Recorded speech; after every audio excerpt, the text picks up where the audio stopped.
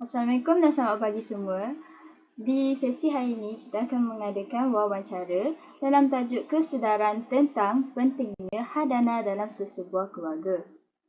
Sebelum itu, kita akan mengenalkan diri kami, iaitu kami ialah student dari Universiti Politeknik Malaysia, sedang mempelajari Corporate Communications dalam sem 4 dan memandangkan kita akan bercakap mengenai topik hadana iaitu hak penjagaan anak. Kami akan menerangkan secara ringkas berdasarkan kajian kami tentang topik ini sebelum bertanya secara terperinci tentang soalan kami.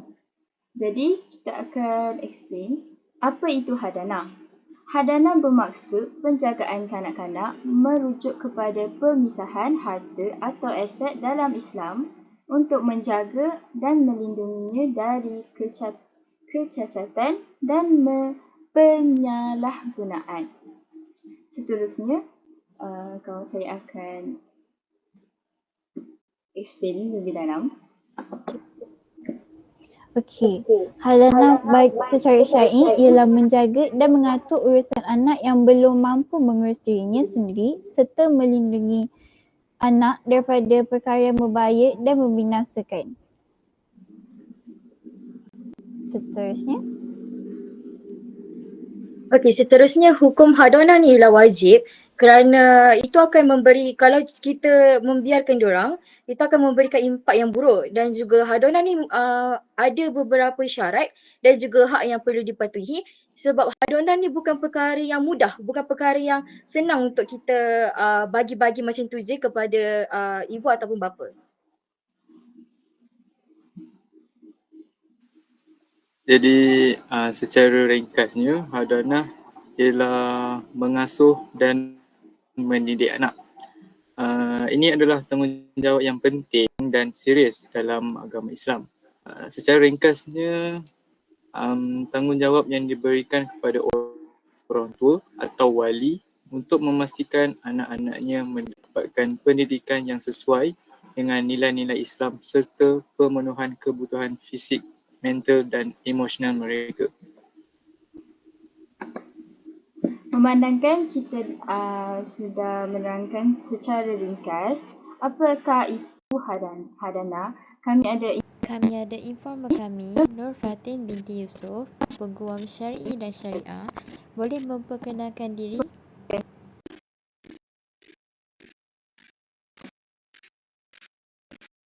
Assalamualaikum. Okey, nama diberi Nur Fatin Yusof. Saya dari Sazri Khairi Mustafa Associate. Sekarang ni beramal perguruan syar'i di negeri Kelantan. Okey. Antara soalan-soalan untuk diwawancara hari ni adalah, saya terus pada soalan ke macam mana? Tak, nanti kami akan tanya. Okey, alright. Jadi, mengikut kefahaman saya, dalam Islam, jagaan merujuk kepada tanggungjawab untuk menjaga, mendidik dan melindungi anak-anak. Dan juga hak penjagaan itu merujuk kepada hak ibu dan atau bapa untuk menjaga anak-anak mereka. Jadi soalan saya, apakah yang dimaksudkan dengan detail dengan jagaan, custody dan penjagaan guardianship dalam hak penjagaan anak? Bismillahirrahmanirrahim. Jagaan ni, custody, bermaksud seseorang kanak-kanak tinggal dengan penjaganya yang mana sekiranya ibu mendapat hak jagaan anak, maka si anak akan tinggal bersama ibu. Itu maksud jagaan. Sekiranya mahkamah bagi kepada ibu, tak kiralah bagi ke ibu ataupun bapa. Dia yang dimaksudkan dengan jagaan. Okey, yang dimaksudkan dengan penjagaan, guardianship, adalah merujuk kepada perhubungan yang timbul daripada ketidakupayaan semula jadi kanak-kanak tersebut untuk mengurus hal diri seperti membuat keputusan dalam pendidikan dan harta dia. Ibu ataupun bapa yang mendapat hak jagaan itu, dia yang akan menguruskan hak-hak tersebut sekiranya anak itu berada di bawah jagaan dia. Seterusnya nak tahu lah siapa yang boleh memohon hak penjagaan anak di Mahkamah Tinggi Syariah ni, sebab macam prinsip umum hak jagaan anak ni kan anak bawah umur ni semestinya akan dijaga, akan dibagi kepada ibu lah yang paling penting. So kita nak tahu lah maybe ada sesiapa ke yang boleh memohon selain daripada ibu ataupun macam mana? Okey. Siapa yang boleh memohon hak-hak penjagaan anak di mahkamah ni? Yang semestinya ibu. Okey, kedua bapa. Selain selain antara ibu dan bapa, saudara mara, persatuan ataupun sesiapa yang layak ke atas anak tersebut. Dan terakhir sekali, mengikut mana-mana yang berkenaan sebagaimana yang diperuntukkan oleh mahkamah. Sekiranya anak ni tiada penjaga, tak ada ibu, tak ada bapa, tak ada nenek, saudara mara dia akan boleh mohon. Kecuali diorang tak ada saudara mara, persatuan boleh mohon.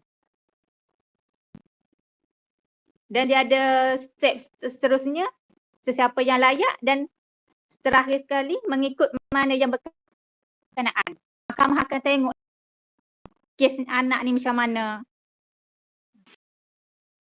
Kalau nak tanya, tuan tu apa dia macam Persatuan mana tu? Macam anak-anak terbiar. Macam anak terbiar. Bapa, saudara mara tak tuntut. Kebajikan lah biasanya. Macam tu. Okey, terima kasih.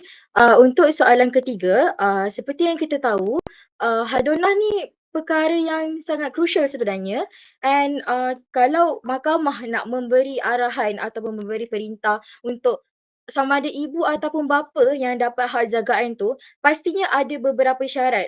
Macam secara briefly-nya, syaratnya pastilah daripada segi pendapatan, daripada segi akhlak. Jadi saya nak tahu dengan lebih detail, apakah syarat-syarat kelayakan untuk mendapatkan hak jagaan anak? Okey, seseorang yang mempunyai hak untuk mendapat kelayakan adalah seperti mengikut Seksyen 83 Enakmen Keluarga Islam Negeri Kelantan nombor 6 tahun 2002. Okey, pertama dia adalah seorang yang Islam. Okey, syarat kelayakan dia pertama seorang yang Islam. Kedua, dia adalah sempurna akal. Tidak gila, tidak apa. Seterusnya, dia ni dia berumur yang melayakkan dia memberi kepada kanak-kanak itu jagaan dan kasih sayang yang mungkin diperlukan oleh kanak-kanak. Hak umur dia. Tak terlalu muda nak tuntut hak jagaan anak ni. Dan seterusnya dia berkelakuan baik dari segi akhlak dan Islamiah, dan dia tinggal di tempat di mana kanak-kanak itu tidak mungkin menghadapi akibat buruk dari segi akhlak ataupun jasmani. Yang tu dititik beratkan untuk hak kelayakan. Kalau mengenai apa yang awak cakap tadi, harta. Tentang pendapatan dan juga akhlak. Pendapatan tu dia tidak terlalu dalam kelayakan sangat. Dia menitikkan yang ini dulu. Yang ni lagi penting daripada pendapatan tu. Dia ada dalam Seksyen 83 Enakmen Keluarga Islam Negeri Kelantan.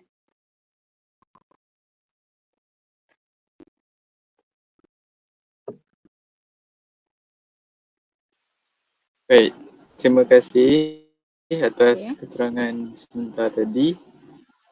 Untuk soalan yang seterusnya berkaitan dengan tempoh hak jagaan.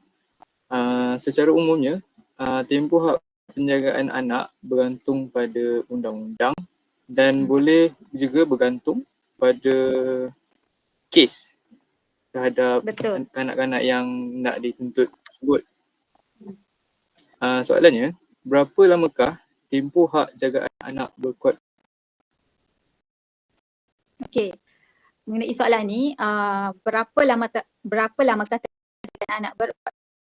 Mengikut Seksyen 85/1 Enakmen Keluarga Islam mengatakan kanak-kanak lelaki berumur 7 tahun dan kanak-kanak perempuan berumur 9 tahun. Sekiranya kanak-kanak tersebut melepasi tahap umur tersebut, mengikut Seksyen 85 85/2 Enakmen Keluarga Islam Negeri Kelantan, dia boleh memilih untuk tinggal di mana.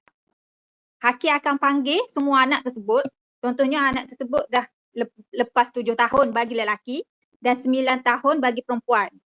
Dan sekiranya ibu bapa ni masih bergaduh untuk dapat hak jagaan anak ni, hakim akan panggil anak tersebut masuk dalam kamar tertutup dan bagi tahu. Hakim akan bagi tahu anak tinggal dengan siapa. Selalunya dia akan bagilah selalunya kalau ada 3 orang anak, ada yang 2 ikut ibu, seorang ikut ayah. Dia di atas pilihan anak tersebut. Sebab dia dah capai umur mumayyiz. Kecerdikan dia dah sampai waktu itu. Tapi dia tengok juga anak tu kalau macam dia ada penyakit cedera down ke apa ke, hakim tak panggil juga. Di atas ibu yang menjaga, yang merawat dia semasa bersamalah. Itu je. Oh, faham. Seterusnya, dalam konteks Islam, terdapat beberapa alasan yang membolehkan seorang wanita kehilangan kelayakan anak atau gugur sebagai hak penjagaan anak. Dari pandangan Mahkamah Syariah, apakah alasan-alasan itu yang membolehkan seorang wanita itu kehilangan kelayakan atau gugur hak sebagai penjaga? Okey. Biasanya dalam kes mahkamah, hak seorang perempuan hilangnya mengikut Seksyen 84 Enakmen Keluarga Islam Negeri Kelantan. Pertama, jika perempuan itu ataupun emak kanak-kanak tersebut berkahwin dengan seseorang yang tiada mempunyai pertalian dengan kanak-kanak itu. Okey, jika penjagaannya dalam hal demikian akan menjejaskan kebajikan kanak-kanak tersebut, haknya untuk menjaga akan kembali semula jika perkahwinan itu dibubarkan. Sekiranya macam ni, emak dia kahwin dengan seorang lelaki yang tak ada kaitan dengan anak. Anak yang dia jaga sekarang tu perempuan. Tak eloklah kan bapa tiri tinggal bersama anak. Apabila mahkamah nilai, hak untuk ibu digugurkan untuk mendapat hak jagaan anak. Okey. Sekiranya sebelum ni ibu tu, anak tu tinggal bersama ibu. Lepas tu dalam 2-3 tahun ibu tu kahwin lain. Hak itu akan gugur lah. Sebabnya dia kahwin. Okey. Kedua, jika emak, jika perempuan itu berkelakuan buruk secara keterlaluan dan terbuka. Apabila anak ni tinggal bersama ibu, ibu ni suka membawa lelaki masuk ke rumah, berkawan dengan orang yang akhlak tidak baik, berkawan dengan sesama jenis pun ada, akan dinilai. Semua tu dan hakim pun menilai akan gugurnya hak kelayakan ibu tersebut. Dan seterusnya, jika perempuan itu menukarkan pemastautinan dengan tujuan untuk mencegah bapa kanak-kanak tersebut dari menjalankan pengawasan yang perlu. Sekiranya macam ni, apabila hari ni jatuh kepada ibu hak jagaan, tapi ibu membawa anak ni ke luar negeri tanpa mengetahui bapa. Tukar alamat sekolah ke apa ke. Okey. Dan si bapa dapat detek dan dia terus mengadu kepada mahkamah. Yang ibu ni melakukan. Di situ juga ibu sudah hilang kelayakan. Dan seterusnya apabila perempuan itu murtad. Ibu tiba-tiba keluar daripada Islam. Secara automatik hak jagaan dia tu terbatal. Dan terakhir sekali, jika perempuan itu curang dan menganiayai kanak-kanak. Ataupun ibu ni macam dia ada kekasih dia tu pukul ke anak macam tu. Kan ada kes sekarang, itu pun kelayakan untuk seorang wanita itu hilang. Di antara itulah. Ini di bawah Seksyen 84.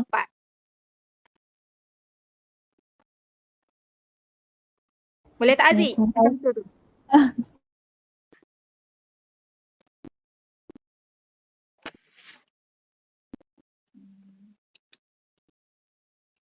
Okey, terima kasih. Okey, seterusnya pertimbangan apa yang diambil kira oleh Mahkamah Syariah dalam sesuatu keputusan atau penilaian hadanah, sebab faktor-faktor ni maybe merangkumi daripada segi kepentingan dan kesejahteraan anak, hak dan faktor ekonomi serta unsur-unsur moral dan agama lah. So Hmm. kita nak lagi faham lah faktor-faktor ni menjadi titik tumpuan mahkamah syariah ke dalam proses hadana macam tu. Okey, antara faktor-faktor lain yang dipertimbangkan oleh mahkamah antaranya hasrat ibu bapa anak tersebut. Dia adalah apa yang dibincangkan. Kita tak tahu kes macam mana kan, hasrat ibu bapa tersebut kepada anak itu. Seterusnya, kemahuan kanak-kanak itu sendiri sekiranya dia berada dalam peringkat umur yang boleh menyatakan pendapatnya dengan bebas setelah dia melepasi umur 7 ataupun 9 tahun. Tak kiralah dia nak tinggal bersama siapa ke apa. Yang ini dia kata perkara-perkara lain. Dia banyak kes, dia banyak, biasalah. Dia banyak, kita tak boleh nak, apa panggil, susah juga nak explain sebab di atas situasi kes tu. Mungkin anak tu tak nak tinggal dengan ibu atau bapa, nak tinggal dengan nenek. Kita tak tahu. Ni pertimbangan lain. Okey, seterusnya umur dan jantina kanak-kanak tersebut, biasalah tu, umur dan jantina. Mahkamah ambil juga perkara-perkara untuk dipertimbangkan. Seterusnya, agama dan adat resam. Okey, sekala yang kahwin mix ni, dia macam-macam pula nanti terbahagi. Yang kahwin dengan foreigner ke apa ke. Pertimbangan itu pun hakim ambil kira. Seterusnya, bangsa dan latar belakang budaya. Ni pertimbangan lain lah ni yang awak masukkan tu. Okay, seterusnya, kelakuan pihak-pihak yang membuat tuntutan. Kelakuan pihak-pihak yang membuat tuntutan juga dipertimbangkan. Okey, seterusnya, kemungkinan pihak-pihak bernambat. Apabila semua ni ada yang selesai di suluh pun ada. Kes macam ni. Suluh. Dia tak nak perpanjangkan. Ibu, contohnya ibu bagilah kat bapa jaga. Contoh macam kes Era Fazira. Dia bagi kat Engku Imran. Putu pun ada. Dia selesai secara damai. Kira dia tak nak perpanjangkan kes. Dia tak nak anak ni stres ke apa. Dia ada juga macam tu. Kalau yang macam tu, kita alhamdulillah. Anak pun tak stres, nak bergaduh semua macam ni. Okay, pertimbangan lain dari segi pendidikan, material dan yang terakhir faktor kesihatan dan perubatan anak tersebut.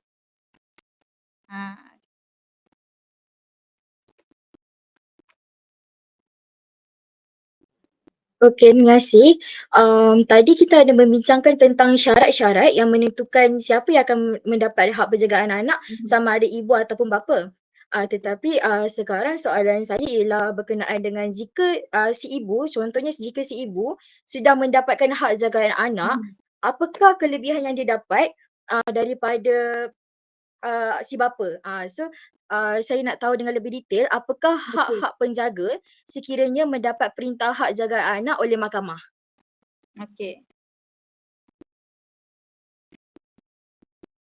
Okey, apabila ibu atau bapa yang mendapat hak jagaan anak tersebut, hak tersebut termasuklah penjaga ni boleh menentukan pendidikan anak tu. Dia boleh menentukan pendidikan anak, memberi nama anak, tindakan disiplin, dia boleh bagi sekiranya dia jadi penjaga. Pemilihan agama, dia banyak kes. Kalau pemilihan agama ni dia banyak kes. Kalau awak tengok kes yang apa yang tu, Islam, tiba-tiba mak dia dapat hak jagaan anak, semua anak dia tu beragama Hindu. Ada kes satu kes itu. Dia pun boleh memilih yang ni. Yang ni kes besar itu ni. Saya dah lupa nak explain detail. Ni antara pemilihan agama pun hak penjagaan anak tu dia boleh pilih. Yang ni yang kahwin mix. Kalau kahwin yang foreigner, yang lain bangsa, kalau korang nak kahwin tu kena hati-hatilah memilih. Macam tu, takut in case ke depan kan ada isu macam ni, susah lah. Lepas tu pentadbiran harta, hak jagaan tu lah. Okey, seterusnya persetujuan untuk berkahwin bagi anak yang berumur di bawah 21 tahun. Sekiranya anak awak jaga, dia umur 17, dia nak kahwin. Awak boleh tentukan. Dia nak kahwin umur 15 contohnya. Awak bawa dia ke mahkamah syariah untuk mendapatkan wali hakim. Awak lah kena bawa. Macam tu. Yang budak, dia umur dia 18 ke bawah. Dia boleh minta izin. Anda kata umur dia dah lebih 21, dia tak payah. Tak payah untuk mendapatkan wali hakim. Dia ni budak. Macam korang umur berapa? 20. 20 tak payah pergi mahkamah. Dia 17 ke bawah. Okey. Seterusnya dari segi perubatan anak. Okey, dan yang terakhir membenar atau menolak permohonan pasport dan sebagainya. Sekiranya anak tu di luar kawalan, nak keluar luar negara, ikut boyfriend dia ke apa, awak boleh sebagai penjaga. Itu sahaja.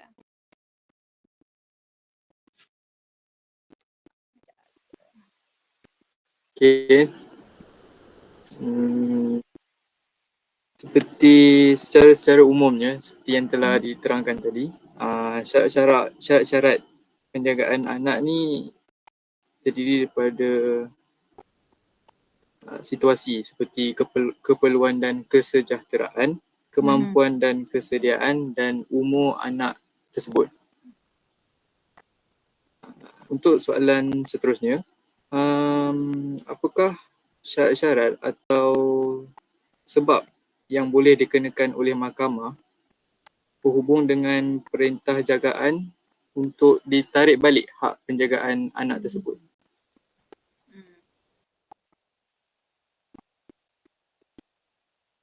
Okey, antara syarat-syarat lain yang boleh dikenakan oleh mahkamah, dia ada 3. Pertama, tempat di mana kanak-kanak itu akan tinggal dan pendidikan dan agama. Macam biasalah. Dia tengok juga anak tu ditinggalkan dekat mana, pendidikan macam mana, agama dia macam mana yang menjaga tu. Okey, seterusnya kanak-kanak supaya kanak-kanak itu buat sementara berada dalam kawalan dan peliharaan seorang yang lain daripada orang yang diberi penjaga kanak-kanak itu. Faham? Ni kes ni dia lain sikit. Dia jarang berlaku. Tapi yang itulah dia ambil kira. Okey. Seterusnya melarang orang yang mendapat hak jagaan membawa kanak-kanak tersebut dari Malaysia.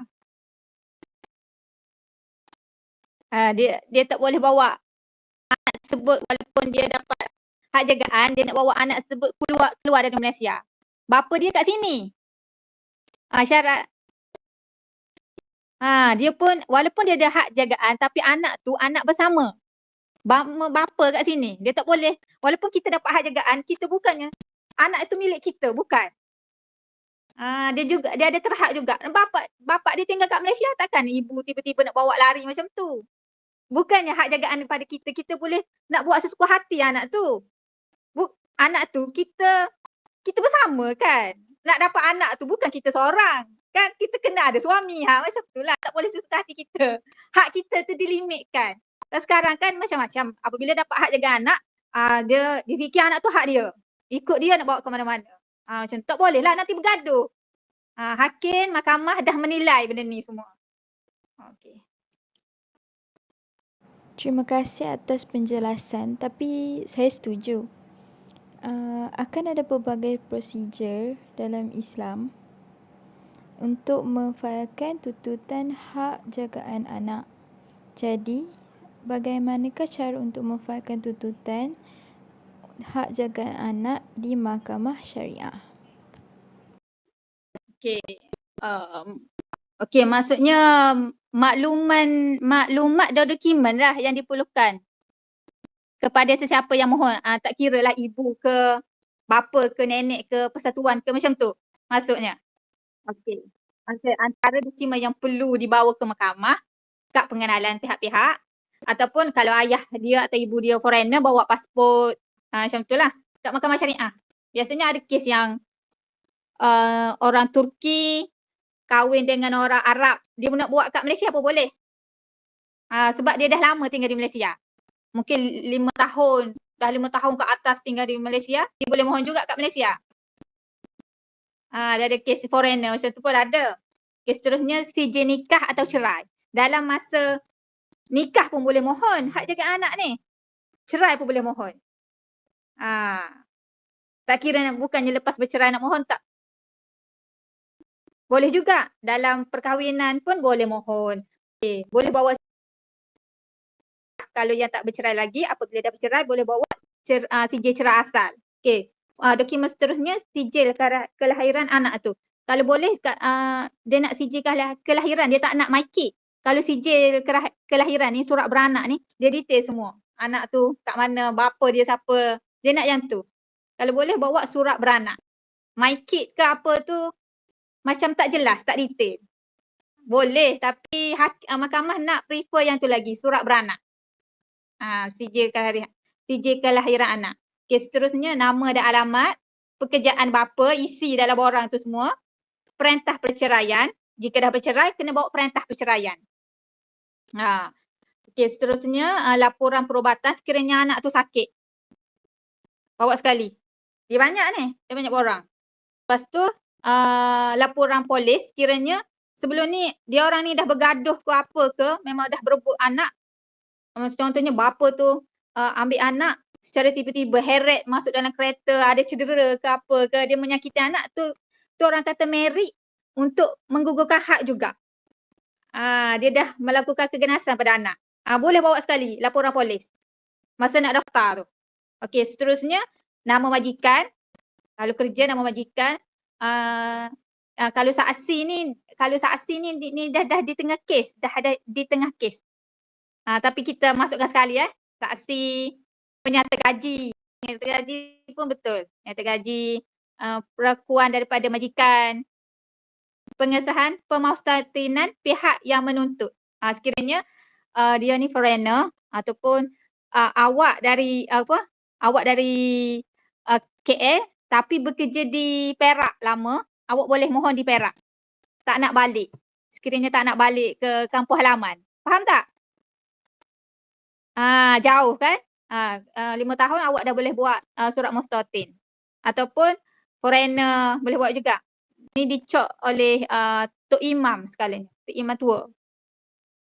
Kena ada semua tu. Borang dia kena lengkap. Dia sebab ni kes mahkamah tinggi. Dan seterusnya apa-apa dokumen yang berkaitan lah. Dia tengok situasi kes tu lah.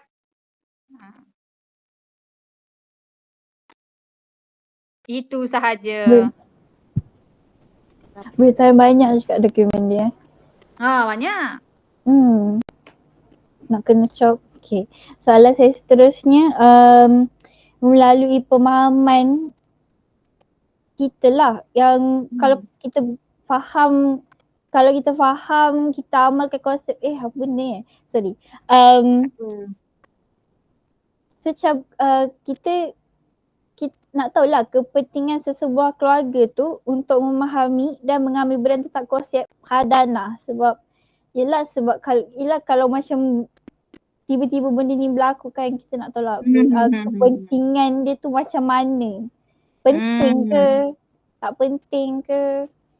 Ya, betul. Soalan ni memang bagus dan biasanya kita sebagai peguam untuk terangkan kepada keluarga pun dia orang kan susah nak faham. Contohnya macam ni. Contoh kita terangkan kepada si suami. Walaupun kita cakap walaupun hak jagaan ni pada isteri, tidak semuanya isteri dapat 100% untuk jaga anak tu. Dia orang ni dia tak faham. Dia cakap apabila kita dapat hak jaga anak, secara automatik tu anak tu kita punya. Kita berkuasa sepenuhnya. Yang ni aja timbulkan gaduh. Bukan gaduh suami isteri. Satu keluarga yang gaduh. Kita dah explain macam-macam tapi dia orang tak faham. Macam awak tanya. Walaupun kita dapat hak jaga anak, anak ni tak semestinya kita mutlak untuk kita. Soalan ni bagus tapi susah untuk kita explain dekat orang luar. Macam tu lah yang akak rasa selama ni, bawa kes hadanah ni. Kata, walaupun kita nak selesai secara suluh, macam era tu, Yusri, dia cakap, tak boleh bagi kepada ibu. Nanti ibu ambil anak ni, tak bagi tengok, tak bagi melawat, sorok anak ni. Bukan benda tu, apabila benda tu, ibu buat macam tu, dia akan dikenakan hukuman. Kita boleh laporan kepada polis. Walaupun ibu dapat hak jagaan anak, bapa boleh mendapat hak lawatan bermalam berminggu. Setiap hujung minggu. Kecuali kalau ayah kerja kat KL, emak di Perak contohnya, bolehlah nak deal macam mana sebulan tu. 2 minggu bapa ambil, 2 minggu mak ambil. Tapi kita nak explain kat orang tu memang agak sukar sikit. Awak faham tak macam ni? Dia macam nak apa? konsep hadanah ni. Sebab tu keluarga kena memahami konsep hadanah ni. Baru walaupun kita berkahwin, kita tak tahu jodoh kita panjang ke apa, kita tak tahu. Mungkin in case terjadi pada kita ke macam mana, benda ni kita tak faham. Macam awak dah faham. Orang luar ni kita tak pasti. Macam tu lah. Nak explain jauh pun tak boleh. Di atas orang yang faham tu. Awak faham tak? Tapi memang bagus untuk bagi kesedaran. Kita kena bagi motivasi buat satu ceramah dekat masjid ke apa, kesedaran mengenai hak hadanah. Supaya tidak berlaku pergaduhan di mahkamah. Sekiranya pihak-pihak bercerai. Macam itulah.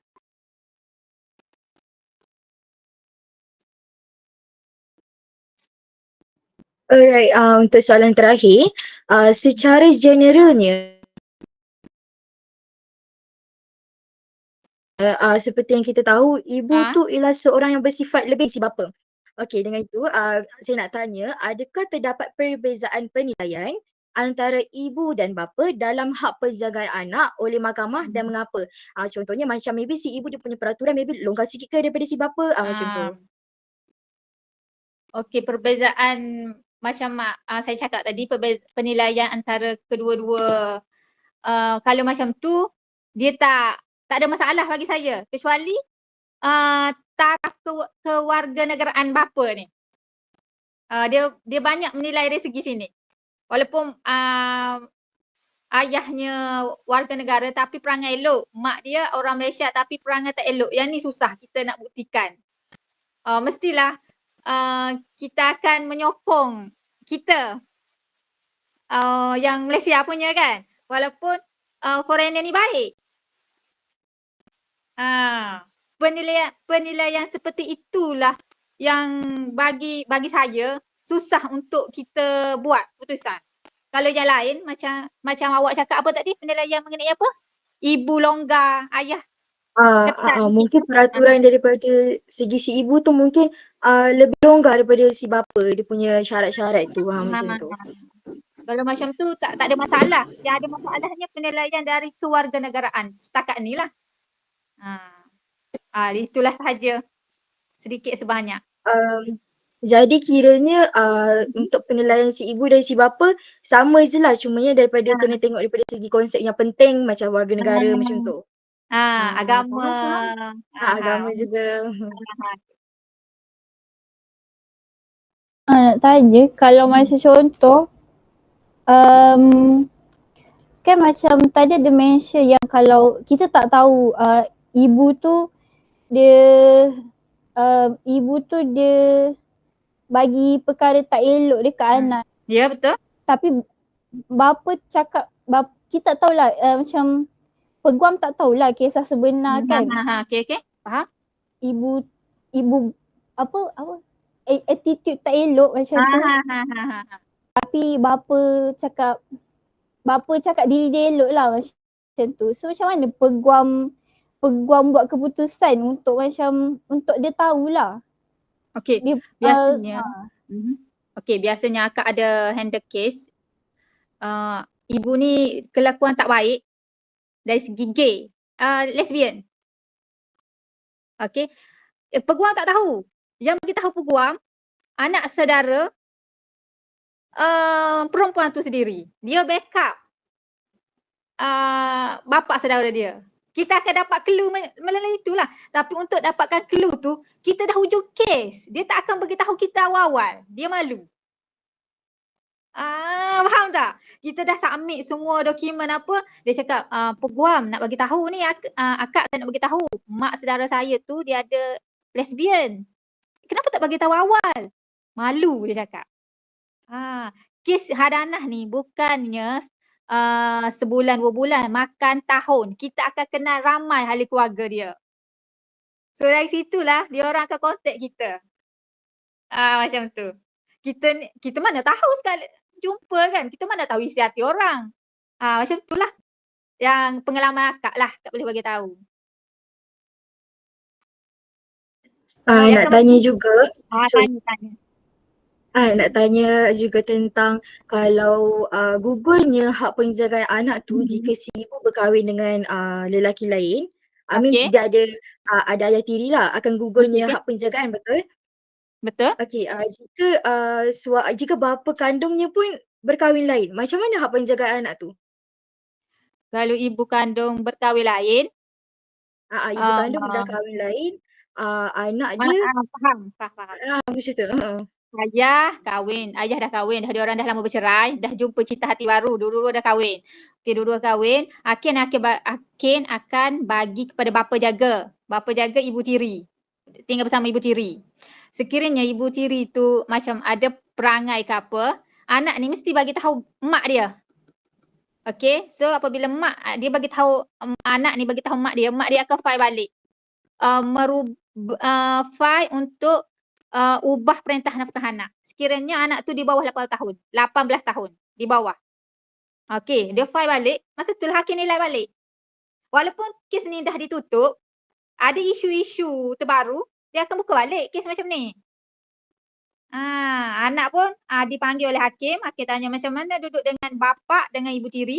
Anak tu cakap, emak tiri dia ni tak bagi makan, tak jaga dia elok-elok, lebihkan anak dia sendiri. Hakim nilai, sekarang ni awak nak tinggal kat mana? Okey, tinggal dengan ibu. Dalam umur contohnya 13 tahun, berubah kepada ibu. Macam tu. Lepas tu jodoh ayah dan ibu ni sebenarnya tak panjang lagi. Anak ni macam itulah hidup dia seterusnya. Memang kena pergi mahkamah lah jawabnya. Sehingga dia umur 18 tahun. Hati-hati. Macam itulah. Apa lagi nak cakap? Okey. Nak tanya. Kak kan dah macam go through banyak cases. Jadi apa kes yang paling macam susah nak kena handle dalam masa tu? Okey. Kalau akak kes macam ni, akak nak biarkan cepat. Hak jaga anak ni akak nak cepat. Kesian kat anak. Contohnya kalau akak boleh runding dengan peguam sana, peguam dekat peguam sebelah lelaki atau perempuan, akak akan beritahu. Kalau anak ni 7 atau 9 tahun, akak terus kepada Seksyen 85 kurungan 2, bawa anak terus nak ditinggal di mana. Kalau akak terus masuk bicara, akak tak tahu anak ni selesa tinggal bersama siapa. Kalau masuk bicara, kes ni akan makan tahun. Anak tu derita. Lebih baik akak bawa kes harta sepercarian. Nilai duit lagi baik. Kalau yang ni kita akan nampak kesedihan anak tu. Sedih. Macam tu. Akak senang je. Nak cepat-cepat habis. Benda kalau harta sepercarian ni lebih lebih okey sikit. Dia tak main emosi. Kita main ni je. Harta je. Bagi akak lah. Tak tahulah yang lain. Akak suka cepatkan kalau kes hak jaga anak. Faham. Terima kasih. Ada lagi tak? Kami. Haziq tu nampak nak tidur ya Haziq tu. Yang lain okey. Yang perempuan semangat. Haziq macam tu lah nak jadi seorang bapa lah nanti. Gitu juga dengan Azrina, Syira. Yang ni Syahirah ni dah lama dah dengan akak. Dah kenal lama dah. Akak tak perang dengan dia. Dia baik. Haziq. Syahirah ni baik. Adalah. Ada lagi tak? Seterusnya kami akan bagi sedikit rumusan tentang jawapan-jawapan yang dah diberikan.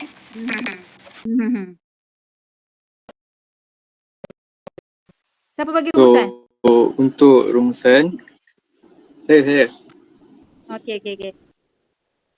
So, untuk rumusan, akak boleh betulkanlah kalau macam ada yang salah. Rumusannya hadanah ataupun hak penjagaan anak ni adalah suatu topik yang sering masyarakat terlepas pandang. Ia juga satu topik yang seharusnya dititik beratkan dan diberi kesedaran pada masyarakat yang ada pada hari ini. Jadi untuk mengelakkan ketidaksefahaman, pergaduhan antara pihak-pihak yang untuk mengklaim hak penjagaan anak ini, topik-topik yang sebegini haruslah sepatutnya diwawarkan seperti yang dikatakan tadi di ceramah, di television, even in social media. So hak penjagaan anak juga, orang tua atau wali yang bertanggungjawab atas hadanah haruslah memperlakukan anak-anak dengan penuh kasih sayang, keadilan dan tanggungjawab. Ia juga haruslah memastikan anak-anaknya mendapatkan pendidikan yang sesuai dengan nilai-nilai Islam serta pemenuhan kebutuhan fizik, mental dan emosional mereka.